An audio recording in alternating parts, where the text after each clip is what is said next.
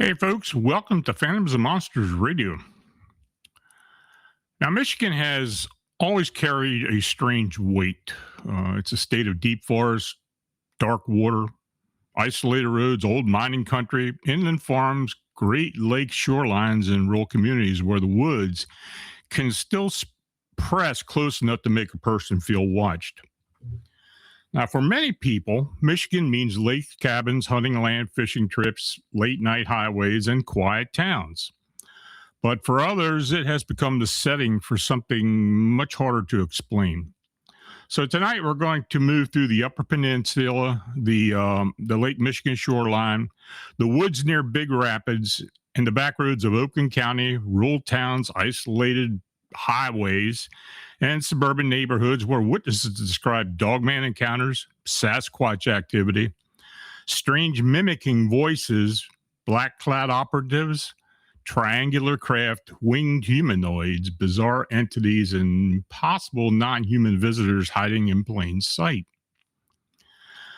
These are not polished campfire stories. Many of these accounts come from outdoorsmen, hunters, truck drivers, families, and ordinary people who were not looking for the unexplained.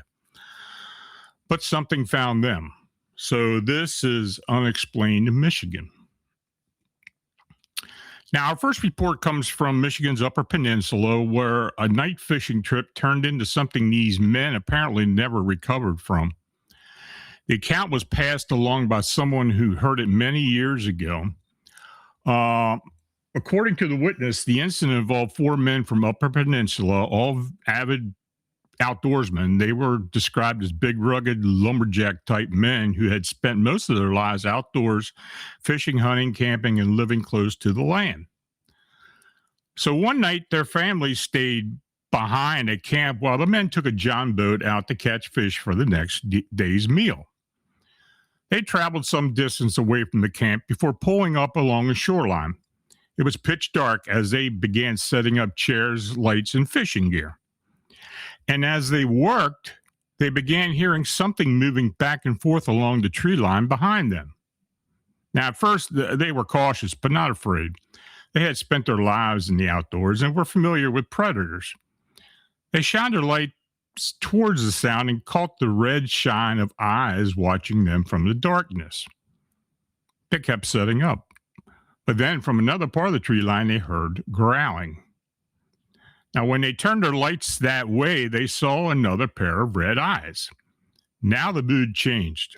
The men began packing up. One of them stayed standing, keeping watch with the light, while the others gathered the gear. Both unseen animals began growling and huffing from separate positions in the woods. Then a massive rock came flying over their heads and crashed into the water. Now, at that point, the men stopped treating the situation like normal wildlife encounter. They began throwing their gear into the boat as fast as they could. They had only gotten about half their equipment loaded when one man screamed and pointed toward the tree line. There, moving toward them, was a massive, upright creature. It was described as inhumanly tall, covered in hair, powerfully built, and broad through the shoulders. Its face looked more wolf-like than human. The creature was screaming at them as it advanced. The men abandoned the rest of the gear and shoved the boat into the water. When they were far enough out, they turned their lights back toward shore, and in the beams they could see two large shapes standing there, both similar in height and form. Now, according to the person who heard the story, the men who told it were sobbing and struggling to speak. These were not men easily frightened. They were raised in the outdoors. They hunted, fished, and camped, and, lived in the wild country. But after this encounter, they reportedly moved away from the rural areas into the suburbs or cities. Their homes no longer felt safe. They never went camping again.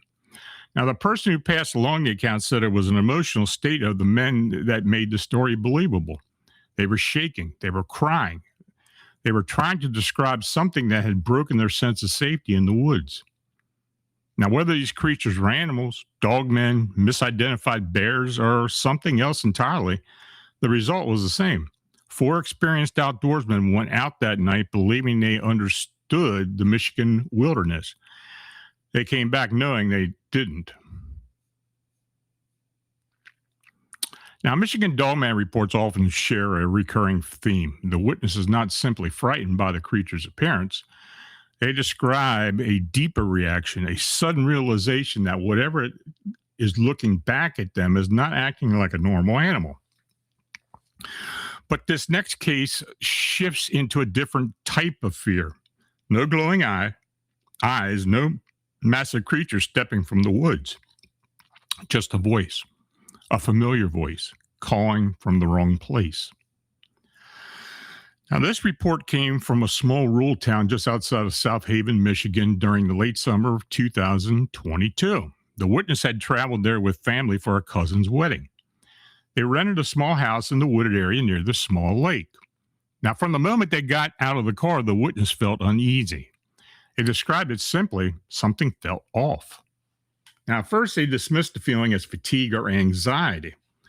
But that night, while smoking outside with their father around 11 p.m., they both noticed how strange everything had sounded. The trees were cracking loudly. There were animals' noises in the dark. Nothing that could be called impossible exactly, but everything sounded slightly wrong. Now, the next morning, the witness's father said he had gone outside around 2 a.m. for a cigarette and heard what sounded like someone banging on the metal siding nearby. It seemed to come from just next door, but there were no footsteps before or after the noise. They laughed it off. The second night was different. Sometime between 11 p.m. and midnight, the witness went outside for a final cigarette. Their grandparents were asleep. Their father had gone to bed and was watching television. The witness sat on the outside steps at the back of the house facing the yard. Then they heard someone shout their name. It was abrupt, loud, and very close. It sounded exactly like their father, but the voice seemed to come from the front of the house as though he was standing on the porch calling toward them. The witness immediately knew something was wrong. They had not heard the front door open or close. They quickly went back inside, and their father was asleep in bed. There was no way he could have gone outside, called their name, returned inside, and fallen asleep in a short time it took for them to check. And when the witness woke him and asked if he had been outside yelling, he was confused and said, "Of course not." So the witness tried to sleep but could not get the sound out of his head. They stayed awake for hours, even considering leaving the rental and finding a hotel. Now, the next morning, they were ready to leave. As soon as they got out of town, the uneasy feeling disappeared. Now, later, when the witness told a coworker about the incident, the coworker reacted strongly and said that in Appalachian cryptid lore, there are stories of beings that mimic the voices of people close to you in order to draw your attention. But this happened in Michigan. The witness was left wondering whether anyone else had experienced something similar. There was no visual contact, no creature in the yard, and no figure at the door. Only a familiar voice calling from the wrong direction at the wrong time and from someone who could not have been there. Now, mimicry reports are unsettling because they do not rely on a dramatic sighting. They attack the witness's senses of trust, and a familiar voice becomes bait. In the next account, the witness is a hunter who had spent years dismissing strange activity on one large property. Tree knocks, foul odors, stones moving through the trees. Each incident was explained away until one night, whatever was out there decided to make itself impossible to ignore. Now, this report comes from a 900-plus acre farm and ranch located about 10 to 15 minutes outside Big Rapids, Michigan. The witness is an experienced archery hunter who had spent many years scouting and hunting the property. He already believed Sasquatch existed, but he did not want to believe he was dealing with one on the land he hunted. So over time, certain areas of the property began to make him uncomfortable. While scouting, he would sometimes feel his sixth sense go into overdrive. He dismissed it as imagination. Now, from his stand, he would occasionally hear loud tree knocks from different points around him. Again, he dismissed them as natural noises, perhaps limbs hitting or breaking. But then there were the smells. At times, rank, stagnant odors would overwhelm the area. He told himself it was probably just a black bear. On one occasion, while walking to his stand, he heard what sounded like a rock skipping through the treetops, striking high branches before falling to the ground. He looked, but saw nothing. Then it happened again, but closer. This time, he watched a 2 to 3 inch rock fall from the tree as it had just struck. He picked it up, stared upward, and wondered how squirrels could possibly carry a rock that large. Again, he dismissed it. But the final incident changed everything. One night, he and his son were walking out of the woods after dark under the bright full moon. They did not need flashlights. They had about a half-mile walk back to the vehicle along a bottom area below rolling hardwood hills and deep ravines. This was the same area where he had experienced knocks, thrown rocks, and foul smells. They reached the vehicles, began unloading their gear. The witness started the engine while still standing outside the car to provide some light. Then, while standing near the vehicle, he heard what he first thought was his son turning up the radio as loud as it could go. He turned and looked at his son. His son had not entered the car. He was standing on the other side of the vehicle, frozen, mouth open, fear in his eyes. The sound was not the radio. It was a scream or bellow coming from the bottom that they had just walked out of minutes later. The sound lasted 10 to 15 seconds and was loud as any concert the witness had ever attended. Now, both men were large, armed, inexperienced outdoorsmen. The father was 6 foot tall, 230 pounds. His son was 6'2", about 260. They had bows, knives, and the witness carried a .45 Springfield XDS. But none of that mattered. They jumped into the vehicle, slammed the door, and tore out of there as fast as they could. The witness joked that they left like the Duke boys being chased by Roscoe and Boss Hogg, with dirt flying from the tires all the way to the paved road. They talked about the encounter all the way home. They had just spent hundreds of hours in the woods and hunted nearly everything in the area, but they had never heard a vocalization like that before. The witness say they rarely hunt that property now and never alone. The last time he sat in that area during the rifle season, he heard a large tree fall in the windless afternoon. He immediately retreated to the truck and called it quits for the day. Whatever was on that property did not need to show itself. It only had to make a sound, and that was enough. Now, from Big Rapids, we move west towards Lake Michigan shoreline near Muskegon. This next report enters a different category, one that blends UFO sightings, surveillance-like behavior, strange men in black clothing, and a shoreline operation that the witnesses were told were a matter of national security. Now, whether that explanation was true is another question entirely. The next witness lives near Muskegon, Michigan, close to Lake Michigan shoreline. The family had moved there in 2012, and over the years, several neighbors, along with members of the witnesses' family, had seen strange lights over the lake. Now, in the weeks leading up to the main incident, the witness noticed strings of red and white lights moving north over the water on several different nights. The lights were unusual enough that the witness paid close attention. A neighbor across the street eventually contacted a UFO group after seeing similar lights. Later, that neighbor told the witness's son that 2 days after filing his online report, he had seen strange people in the backyard late at night. He spotted them from his bedroom window, and when he went outside to confront them, they were gone. Now, soon afterward, on 2 consecutive nights, the witness and his son saw bright spotlights shining from the shoreline. Between their house and the lake were a field, a narrow road, and a berm. From where they stood, the lights appeared to be mounted on the vehicles. Now, both times the activity happened around 11 p.m. and lasted only a few minutes. But then a few days later, the witness was working in his back garden when a man dressed in black military-style clothing came through the back gate and walked directly toward him. Everything about him was black except for yellow-tinted glasses. He wore a plain black cap with no insignia. The man approached without expression and asked whether the witness had noticed lights over the lake. The witness told him what he had seen and gave every detail he could remember. The man wrote everything in his small notebook, speaking very little except to ask, "Anything else?"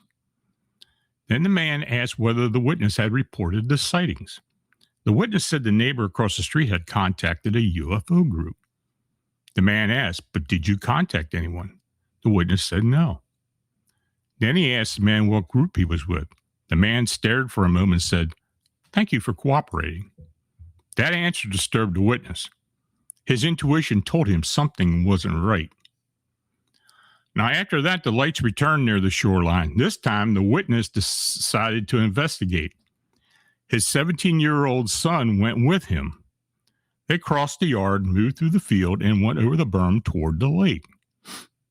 About 100 yards south along the shoreline, they saw 5 black Land Rover-type vehicles parked near the beach. At least a dozen men in black clothing were moving around the area. And as soon as one of the men saw them, he shouted, "There!" and ran toward them. He carried a light-colored baton about 3 foot long with a yellow light at the end. 2 other men ran toward them as well. The man with the baton yelled, "You must leave at once. This is national security operation." Witnesses' sons asked who they were. No one answered. Another man, apparently in charge, told them, "You must leave the area immediately. Go back to your home. A representative will contact you in a day or two." Well, the witness and his son left immediately. No one ever contacted them. Now, later, they returned to the shoreline and searched the area. Nothing was left behind. The witness still believes the men may have recovered something important because of how they reacted when they were discovered. Now, the official sounding phrase national security operation might explain everything, or it just might explain nothing. Now, UFO accounts along Great Lakes are not unusual. Lake Michigan in particular has produced decades of strange light reports, aerial anomalies, and alleged encounters. But the next account moves away from the shoreline and onto the rural road between Oxford and Lapeer. It begins with a triangular craft hovering low over a field, but then it becomes something much stranger. In late August 1994, the witness was riding home with their mother and a close friend after a weekly Friday night bowling session. Now, as they approached the rural area between Oxford and Lapeer, Michigan, the witness noticed an extremely bright light in a field on the east side of the road.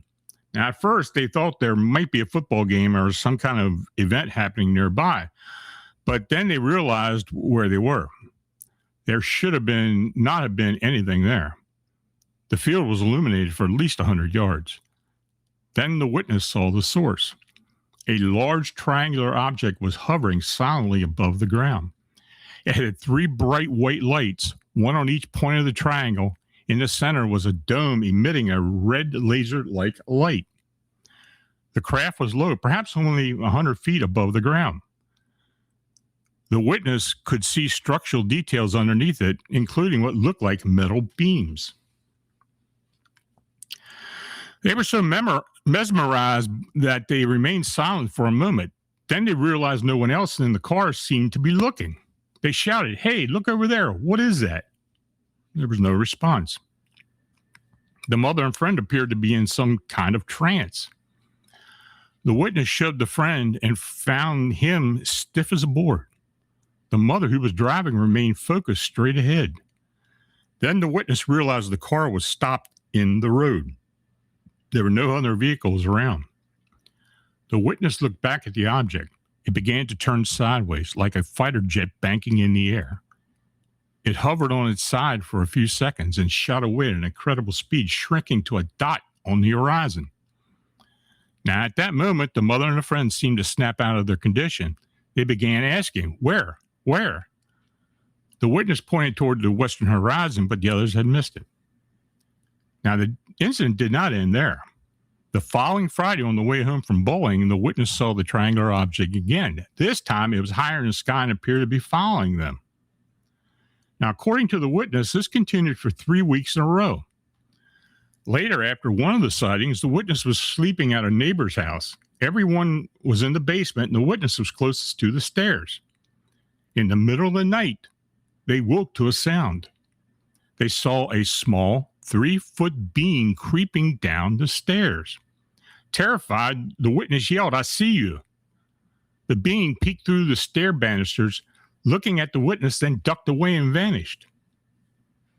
Now, the witness described it as matching the typical gray alien form: small stature, large black eyes, and long arms. A couple weeks later, while watching television, the witness saw a segment on Unsolved Mysteries about triangular UFO sightings. They connected what they had seen to the other reports from the same period, including references to the Belgian wave. For the witness, the event became the defining encounter of a lifetime, marked by multiple sightings. The most disturbing part may not have been the craft itself. It was that the witness appeared to be the only person in the car fully awake to it. Now, from triangular craft and a possible gray entity, we moved to southeastern Michigan in 2017. The next report involves 2 witnesses, a dark wooded road, a pair of red eyes, and a figure that did not run into the woods. It went up. Now, this report comes from Oakland County, Michigan, in mid-fall 2017. The witness lived in a small town in southeast Michigan and was attending a high school at the time. Their younger sister, who had a similar early schedule, drove them to the school each morning. They had to leave before 6 o'clock, traveling about 15 minutes through the curving, wooded back roads. Now, one morning, as they followed their usual route, the witness noticed 2 glowing red spots ahead, roughly 600 to 800 feet away. Now, at first, they assumed it might be a deer's eyes reflecting light, but something felt wrong. The color did not seem right for a deer. And as they got closer, the spacing and height seemed wrong as well. The eyes were too high for any animal the witness could think of. The figure itself was mostly a dark silhouette. Then, as the headlights came close enough to illuminate it, the figure launched into the sky. The witness described it as taking off like a bat out of hell. Before it rose, the dark silhouette expanded dramatically like a bird spreading its wings. Then it disappeared over the tree line at a tremendous speed. The witness barely had time to process what had happened. Then they looked at their sister. Her face showed the same shock. The sister asked if the witness had just seen it too, and both described the same thing. Now, the witness later came across reports of similar winged humanoids and noted that many were dated around the same period. And over time, they became more convinced that they had seen something like a Mothman. Now, the sighting was brief, but the details are familiar to anyone who has studied reports of winged humanoid sightings. Red eyes, a dark upright form, wooded roads, early morning darkness, sudden expansion of wings, and a rapid vertical escape over the trees. Now, Michigan is not usually placed at the center of the Mothman lore, but this report suggests the phenomena may not care about state lines.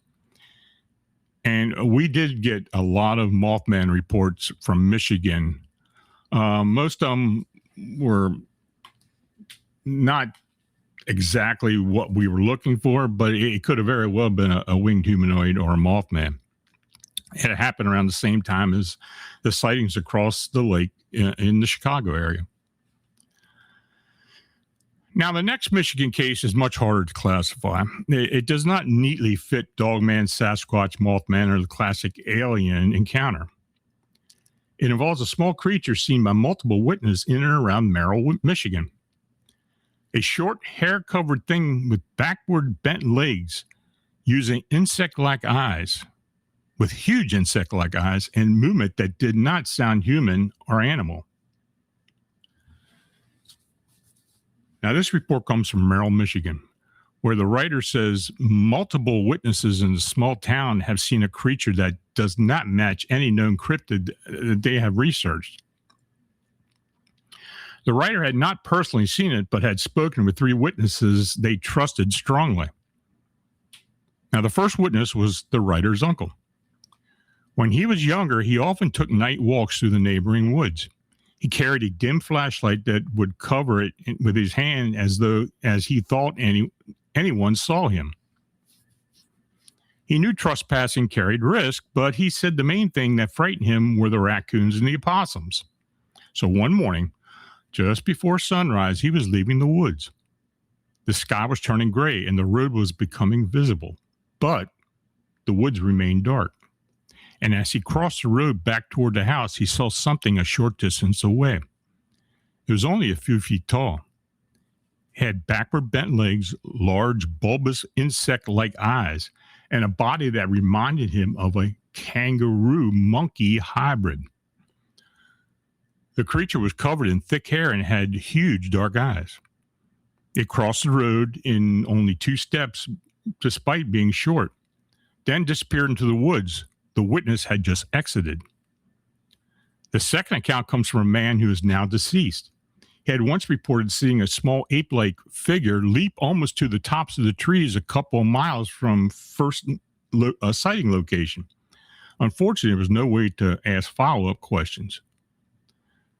And the third account came from Sylvia's husband, a family friend.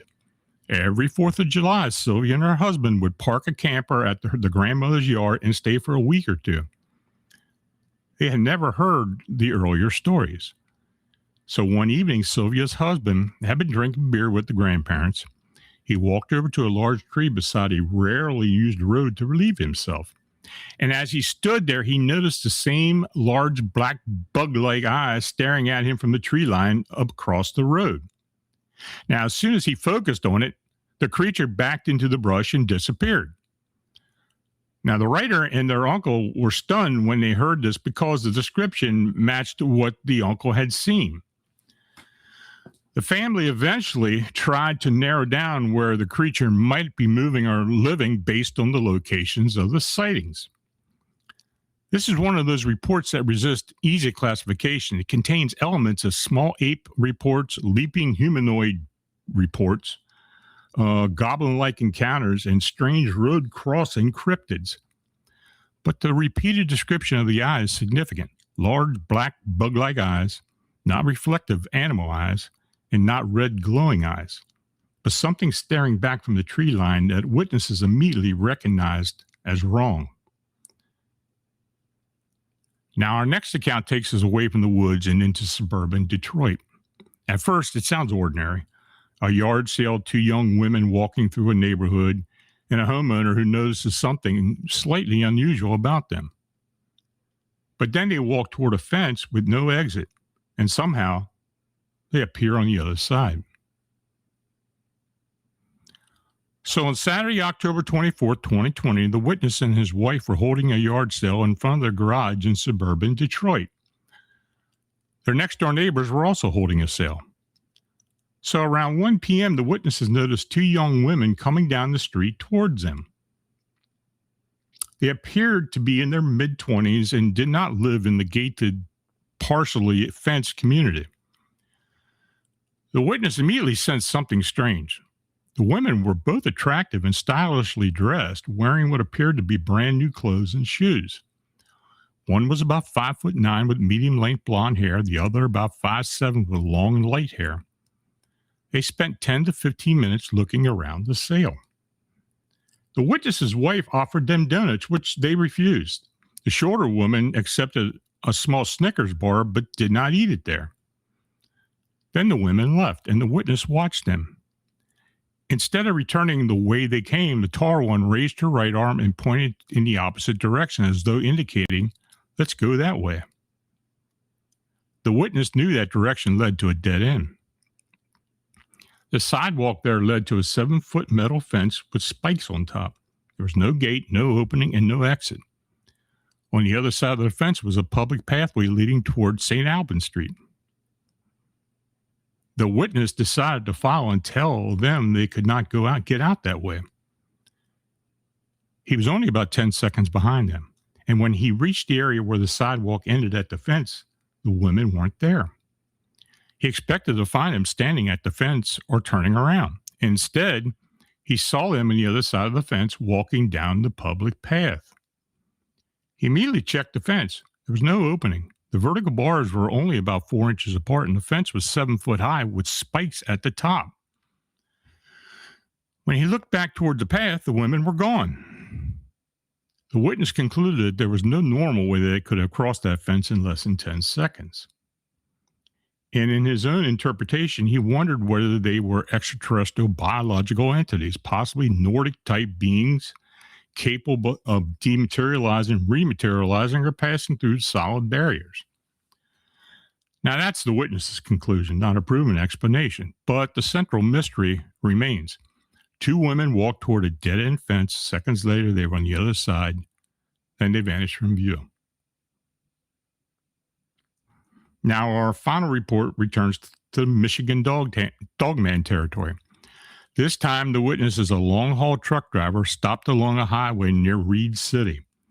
He sees a deer running from the tree line and assumes a bear may be behind it. Then something appears at the passenger window of the truck, so close that it reaches inside. Now, the final account comes from the long-haul truck driver who had an encounter in Reed City, Michigan. The story was passed along by the witness's nephew, who said his uncle had always been a serious, no-nonsense man. When he finally told the story, he sounded genuinely disturbed. The uncle had stopped on the side of the highway in a heavily wooded area somewhere several miles out in the middle of nowhere closest to Reed City. He did not have a trailer attached at the time and had stopped to fix something before continuing. After finishing the repair, he was about to climb back into the truck when he saw a deer come running from the tree line. It looked like it was fleeing something.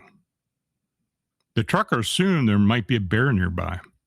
Then, as he was preparing to leave, he saw something looking at him through the passenger side window. It had jet black fur, bright yellow eyes, vicious, snarling teeth. It was so close that he could see the fur moving in the slight breeze coming through the open window. The creature apparently did not realize the window was open. It raised the paw towards the glass as if to press against it, but then pulled back in surprise when the paw entered the cab. The trucker usually carried a gun. At that time, he had a heavy revolver. He pointed it at the creature and fired, shooting it directly in the face. Then he got the truck moving and did not stop to see what happened next. He only cared about putting distance between himself and whatever had been at the window. Now, according to the nephew, the man still had nightmares about the encounter. He described the creature as radiating pure evil and ill intent during the few seconds he faced it. He refused to tell anyone for years because he feared people wouldn't think he had lost his mind. He had never been interested in the occult, cryptids, or the paranormal, and he had no framework from what he saw. Only later, when his nephew told him to look into the Michigan Dogman, did he see artist depictions that matched what appeared in the truck window. The image is hard to forget.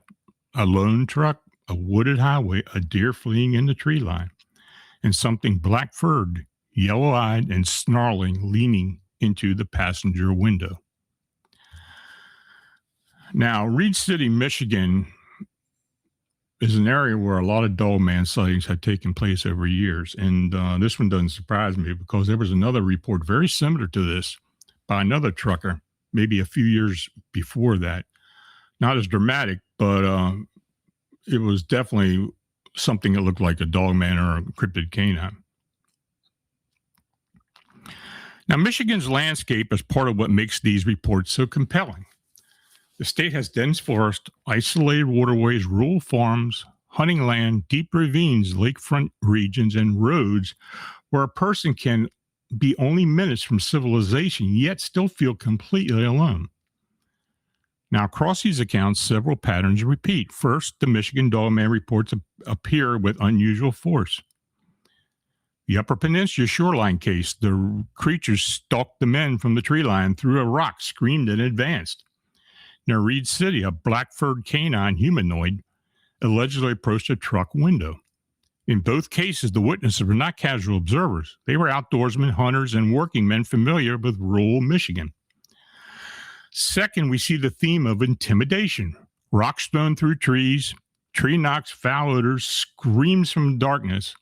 Creatures that do not simply appear, but seem to test, warn, and drive the witnesses away. Third, we have mimicry. The South Haven area case is especially unsettling because there was no visual confirmation, only a familiar voice used in an impossible way. These cases suggest that some encounters may be psychological before they're physical. Fourth, a UFO-related encounter suggesting Michigan's Great Lakes region may have its own long-running pattern of anomalous aerial activity. The Muskegon shoreline case includes strange lights, possible surveillance, a black-clad visitor, and an apparent operation on the shoreline. The Oxford and Lapeer case includes a low-flying triangular craft, apparent trance-like behavior in nearby witnesses, repeated sightings, and a possible gray entity.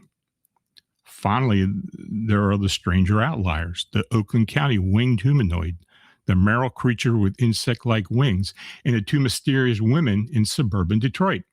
These reports do not fit comfortably into any one category, but that is often the nature of 14 material. The most valuable cases are not always the easiest to label. Michigan may be known for its lakes, forests, and winter roads, but beneath that familiar image is another Michigan, a place where something watches from the tree line, where voices call from the dark, where lights move over the water, and where black vehicles appear near the beach, where winged shapes rise from the wooded roads before dawn, and where the unexplained does not always stay in the wilderness. Sometimes it comes right up to the window. This has been Unexplained Michigan. Now, if you had an unexplained encounter in Michigan or anywhere else, contact me at Phantoms and Monsters.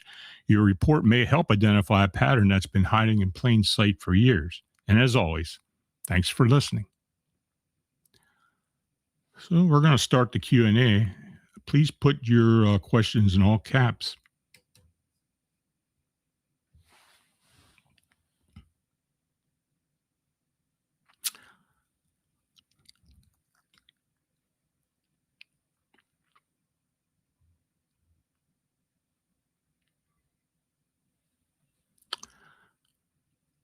Sir Wolf, hi, Lon. Do you get reports of all the sea monsters and ghost ships from Michigan's Great Lakes? I have had a few.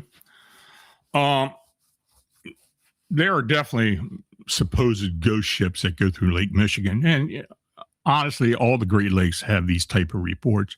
Michigan is probably different. I mean, I don't know if you've heard of the Michigan Triangle. It runs from Chicago over to just north of Muskegon and down south a little further, closer to the Indiana-Michigan line. There have been missing planes, reptilian creatures, underwater lights. Some people suggest that the Chicago Mothman sightings are related to the lake itself, and they may come from somewhere under the water. It's hard to tell, but there have definitely been a lot of anomalous activities associated with it. Dagnammit. A group of armed Mexican soldiers on military training accidentally ran into a dogman once, and they all started shooting at it, and they put around 25 bullets into it. It fell down but got up and ran. Well, I mean, we hear that with a lot of cryptids. Bigfoot, dogman, even the winged humanoids. I mean, one of the Chicago Mothman sightings, the witness unloaded a 40 caliber clip into it. So, and it didn't do anything. It just kept flying, and he knew he hit it. So, I mean, cryptids in my mind are definitely supernatural. There have been some Bigfoot sightings in Pennsylvania. Stan Gordon has mentioned this numerous times, where people would have a Bigfoot come up close to the home. They'd shoot a shotgun at it. They'd see it move like it got hit, and then just disappear. No body, no blood, nothing. It happens a lot. It's just another example of us trying to understand what cryptids really are. Are they supernatural? Are they flesh and blood? Do they move in and out of other dimensions? We just don't know. But I think as time goes on, we're getting better answers. The Chicago Mothman cases and investigation has convinced me more and more that cryptids, for the most part, are supernatural beings. And we may not know what they are exactly, but at some point, I think we're going to probably find out.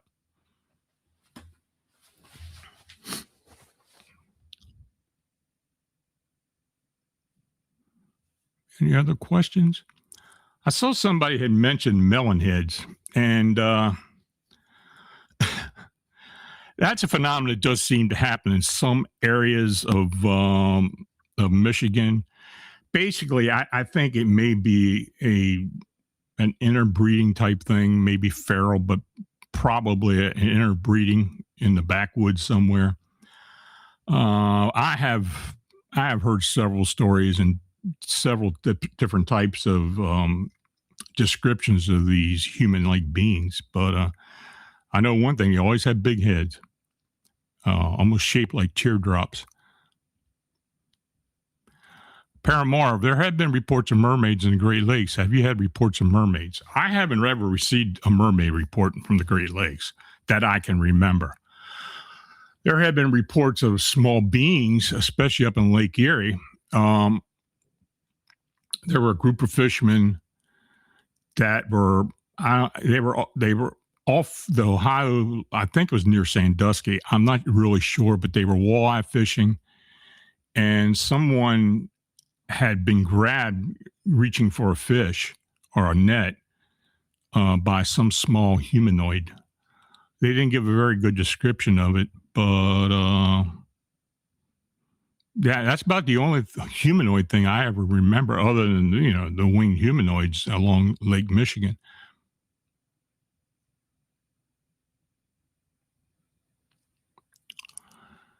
Anything else, folks?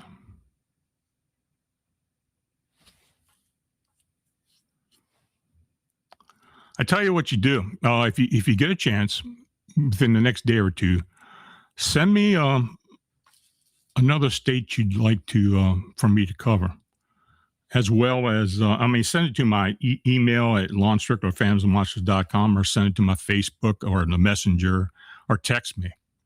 My number is 410-241-5974. So yeah, go ahead and do that. Jose Sanchez, do you believe that the most recent uptick in Dogman reports might be in part to them increasing their population as of recent? Honestly, I haven't really seen an uptick of reports from Dogman or cryptid canines. I mean, it's been pretty steady. I don't know. Are there groups of them? We very rarely hear about a group. We might hear about two of them together, usually a male, maybe a female with them, or two males. But as far as a family group where we see little ones, we just don't normally get that. Now, I'm not saying there aren't any.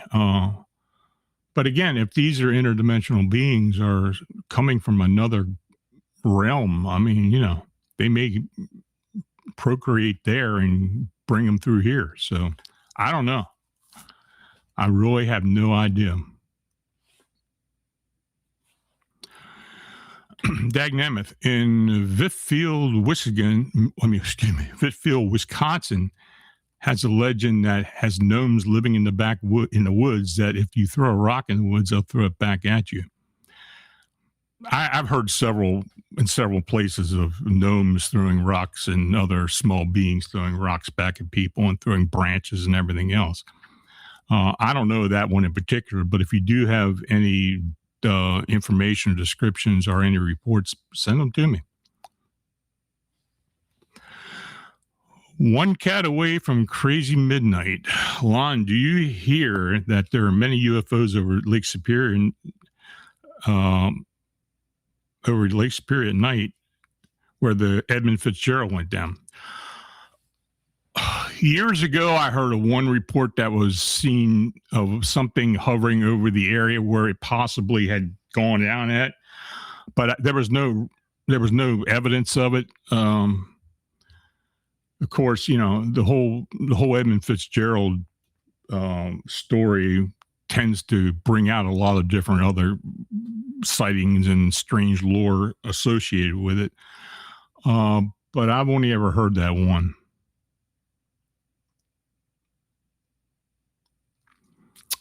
Winnie Nisi, Lon, MIBs look like SWAT members.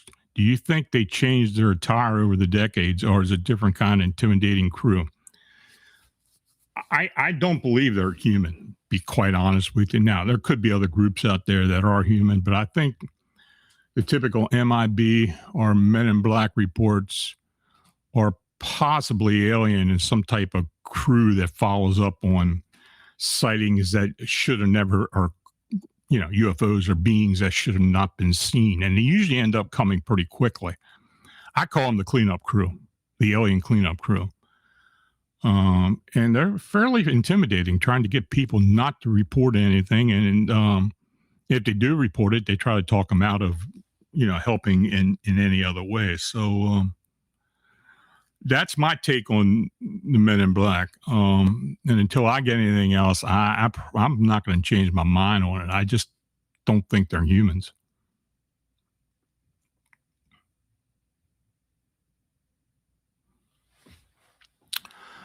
Okay, folks. Well, I thank you for coming in tonight. Thank you for listening, participating in the chat. And if you provided a donation, I truly appreciate it. Please like, subscribe, and share. So until the next time we meet, stay aware, trust your instincts, and remember, sometimes the strangest places are not that far away. So have a nice evening. Have a great weekend. See you next Friday. Good night.